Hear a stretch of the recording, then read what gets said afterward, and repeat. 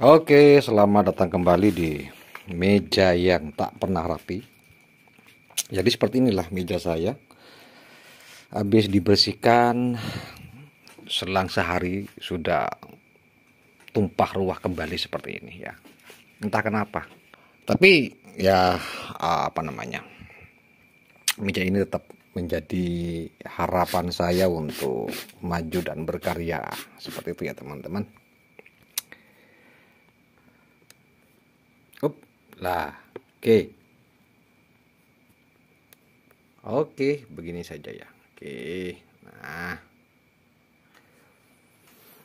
kali ini saya kemarin order ya. Order sesuatu di salah satu lapak langganan saya. Kemarin saya order sebuah paket DIY. Mana. Oh, ada power fenomenal rupanya ya di meja saya. Mungkin habis ini kita bahas yang ini ya teman-teman. Jadi kemarin saya order beberapa PCB dan kebetulan apa ini? Oh, di 1x5 ya, 4 biji. Kemudian sekalian saya order ini teman-teman. Jadi kemarin saya order paket DIY. Ini adalah varian power amplifier full brick ya. Hasil pengembangan dari D2K5. Yang dibikin desainnya seperti ini. Mantap sekali teman-teman ya. Jadi sekarang ini desainnya sudah semakin maju dan semakin simpel. Jadi headsinknya sudah ada di atas ini. Dan ini sudah direview oleh Mas Wahyu Eko di channel YouTube-nya. Dan power ini sudah terbukti bekerja dengan normal dengan output di 2800 watt di 4 ohm. Jadi tenaganya bukan kaleng-kaleng ya. Untuk kelas D amplifier memang seperti itu. Asalkan perakitannya benar dan ditunjang dengan PSU yang cukup atau mumpuni, maka bisa dipastikan power amplifier kelas D itu akan menjadi sebuah power yang powerful ya. Nah, kembali ke PCB ini.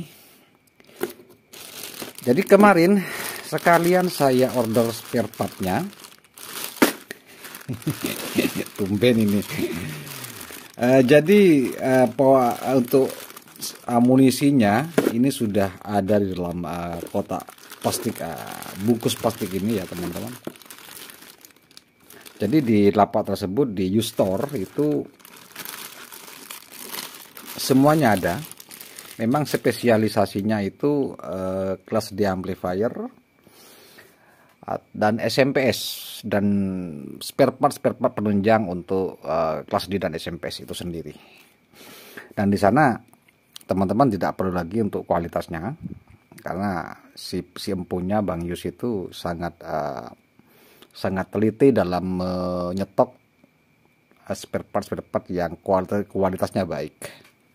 Ini untuk PCB-nya ini ada tambahan PCB. Nah, jadi ada 2 tambahan PCB teman-teman. Ini adalah indikator display. Posisinya ada di belakang seperti ini. Dan ini adalah bagian board limiter yang ada di depan. Nanti kita di posisinya ada di depan seperti ini. Nah, jadi power ini kan saya rakit, dan untuk perakitannya mungkin tidak akan saya videokan, dan bagian-bagiannya mungkin nanti yang akan kita review mungkin di akhir setelah PCB ini kita rakit, termasuk pengujiannya. Dan saya kira ini tidak ada kendala teman-teman. Yang penting teman-teman itu kalau bisa belinya komponennya itu ya di tempat yang menyediakan PCB ini. Rata-rata permasalahan dan kerusakan atau problem yang ditemui saat perakitan itu akibat dari penggunaan komponen yang tidak baik apalagi ditawar nilainya ya. Merubah-rubah nilai alat karena mungkin tidak punya stoknya itu tidak disarankan. Karena semua komponen yang tertera dalam PCB ini itu sudah di trial dan tidak perlu ditawar, terkecuali mungkin teman-teman sudah paham cara kerjanya dan akan memodifikasinya. Itu sah-sah saja saya kira. Ini untuk stok amunisinya teman-teman ya. Wih, malah dibodol ini. Oke, saya beresin dulu dan kita akan rakit power ini. Nanti kita akan sambung kembali. Demikian. Oke, dan akhirnya power amplifier ini sudah saya rakit ya teman-teman. Jadi seperti ini hasilnya setelah PCB tadi itu dirakit. Bisa kita lihat di sini, nampak memang model seperti ini terlihat lebih praktis, lebih dinamis, dan terasa lebih elegan ya, karena memang modelnya memang sudah kekinian seperti ini. Nah, ini bagian DCP. Di sini adalah bagian DC protektor termasuk bagian rangkaian indikator display. Jadi di sini untuk indikator on, signal, klip dan proteknya berada di bagian atas ini ya. Dan ini sudah fix teman-teman. Kemudian di sini kita beralih lagi ke bagian depan. Nah, di bagian depan ini adalah blok bagian limiter ya, bagian limiter boardnya di sini. Jadi teman-teman, memang indikator limit ini dia akan menyala sedikit ya. Itu menandakan bahwa limiter sudah bekerja. Dan di sini untuk versi ini tidak ada tuning atau pengaturan sensitivitas gainnya. Tapi teman-teman untuk mengurangi mungkin ya, untuk mengurangi di sini bisa teman-teman ganti ya. Untuk resistor 680 ohm bisa dinaikkan menjadi 2K2 di sini teman-teman. Ini juga sesuai arahan si pembuat desain yaitu Mas Wahyu Eko seperti itu. Dan saya kira untuk limiter yang sekarang ini dia nyaman teman-teman. Jadi kita tidak perlu repot-repot untuk mengatur dan saya kira sudah pas. Jadi ini menggunakan saya MOSFET-nya kebetulan saya menggunakan IRFP 4768 ya. Teman-teman bisa menggunakan 260 untuk tegangan 90 volt.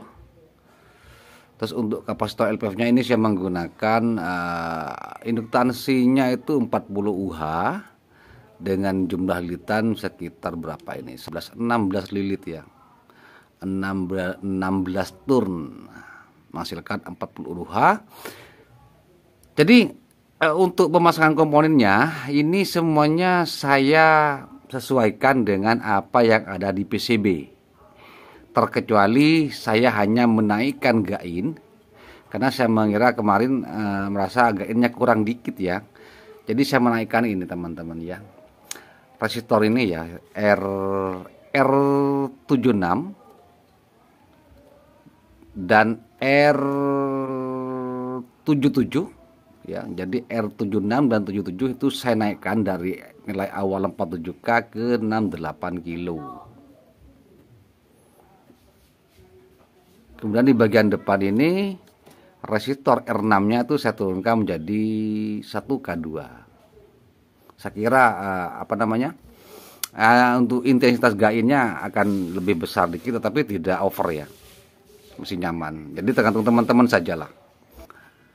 Terus kemudian untuk IC ya, teman-teman saya sarankan atau saya tegaskan di sini wajib menggunakan IC yang baik. Wajib. Ini saya menggunakan IC yang harganya 25.000. 25.000. Seperti ini ya teman-teman. Dan dengan IC CD 4049-nya seperti ini teman-teman ya.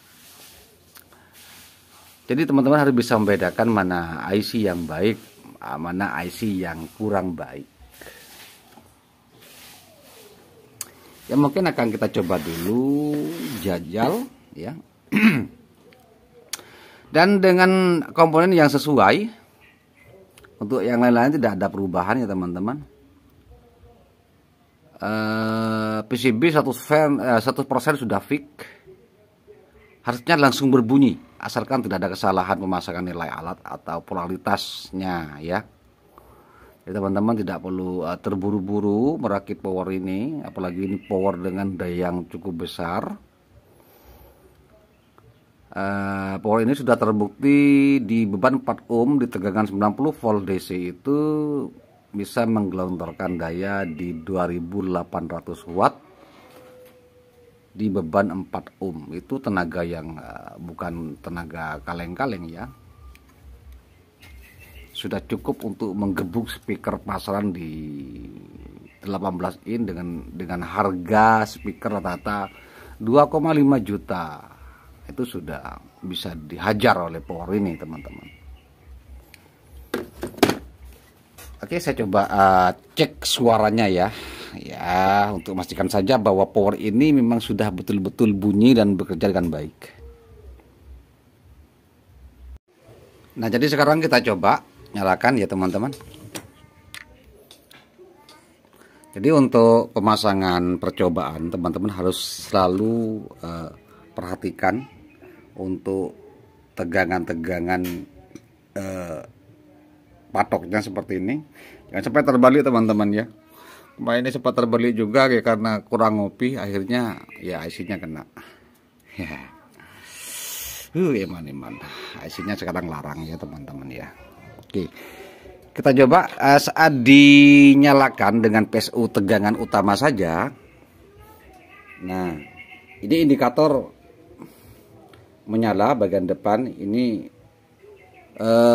indikator bahwa tegangan yang menuju bagian limiter dan ya bagian limiternya ini dia sudah masuk seperti itu ya.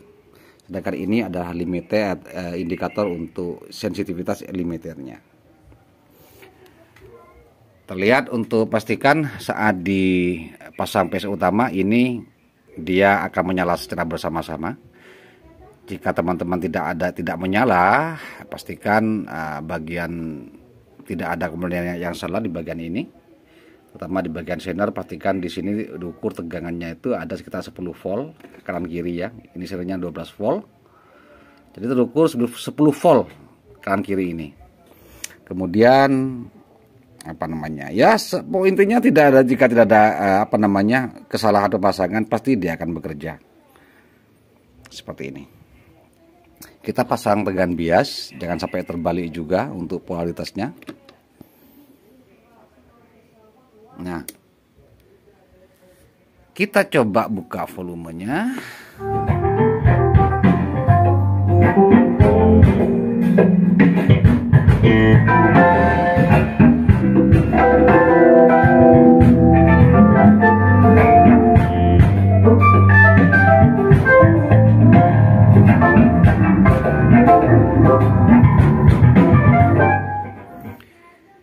Jadi untuk suara saya kira memang nada rendahnya itu kerasa ketimbang untuk seperti D2K5, karena memang ini sudah dilengkapi dengan bottom boss untuk frekuensi rendah yang ditanamkan di bagian balan inputnya ini, seperti itu ya. Saya tidak memiliki skemanya di sini untuk menerangkan lebih detail, karena yang punya skemanya ini cuma Mas Wahyu Eko. Seperti itu.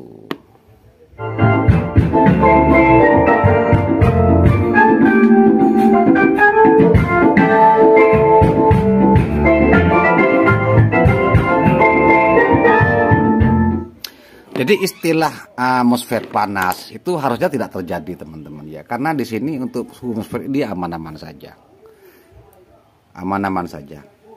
Teman-teman kalau seandainya memang dirasa masih terlalu panas, untuk tegangan 90 volt menggunakan MOSFET 260, teman-teman bisa naikkan untuk air gate-nya itu sekitar 22 ohm.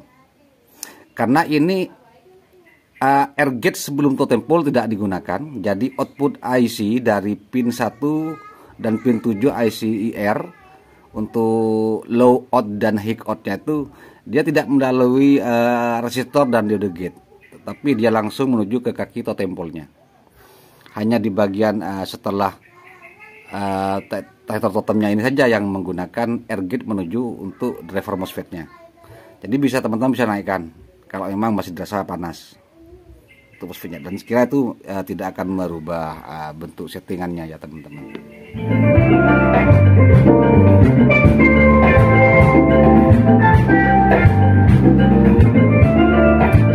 Jadi bagi teman-teman yang mungkin merasa power untuk ingin memiliki menggunakan sebuah power yang bassnya mungkin lebih bulat, lebih gelar, lebih bertenaga, saya kira opsinya mungkin bisa pakai ini teman-teman. Meskipun di versi sebelumnya, di versi yang D2K5 itu sebenarnya kalau kita menggunakan aksesoris yang benar dan cara setting yang benar, gelarnya juga dapat kok. Wong saya tuh power saya, power para konsumen saya itu rata-rata di 2K5 semua, dan saya kira sudah sukses untuk dibuat rentalan dengan hasil suara yang sangat baik. Saya kira untuk sekelas power rakitan tetapi memiliki performa sekelas power BU. Dan kemarin ini sudah saya load dengan cuma sayangnya tidak saya videokan karena durasinya mungkin terlalu lama. Saya hanya menggunakan indikator klip sebagai penentu titik clippingnya. Di beban 4 ohm menggunakan listrik rumah saya di PSU 90 volt ini sudah menghasilkan output sekitar 2400 watt gitu. Dan itu sudah trip untuk MCB saya. Dan saya kira kesimpulannya ini power yang sangat saya rekomendasikan. Pertama, dia memiliki desain yang simple, terus memiliki fungsi kerja yang baik. Oke, mungkin itu saja teman-teman untuk video kali ini. Selamat berkarya, selamat mengotak-atik dan mencoba-coba. Segala sesuatu jika dilakukan dengan baik, kita mesti yakin bahwa akan menghasilkan sesuatu yang baik. Kita berjumpa kembali di lain waktu, lain kesempatan. Sampai jumpa.